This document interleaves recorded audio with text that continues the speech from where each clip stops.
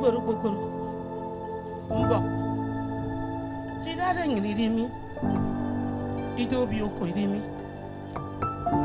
eri yen mufo yaki foro mer yaki so mufo akanyini kote ejene chukam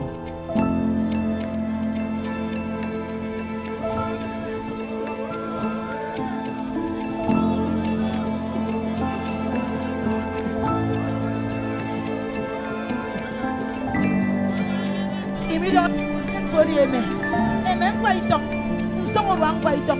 Ama siyo ko kun miro min ka ruang kadam siryong do. Buburi ni ka sirireti.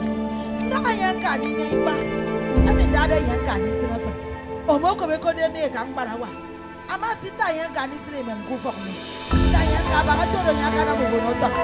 Da yan ka de ko ine mesa. Da yan ka ba mang boron de mi boron. Anya sanga yame. Ebe yi woro. Anya sanga yebe. Yang adi dalam mo, adi baru ke di dari domestik. Isong ni doy yumben, bahkan tu di tong dorong mo. Kau nggak kau buat mereka yang dulu bahkan. Bahkan tu fani bongso ini mana? Ya kan makan maku. So wasi tanah mak bosi. Ede sasare dari mayem for imam. Ede kecil soal yuwesi kurki mainam. Mfres soal yumur wabak bau. Amasi mereka yang dulu mereka. Dah yang dia agak kasih ubun. Ama se ni sem ko yom de mo yom ko mo yo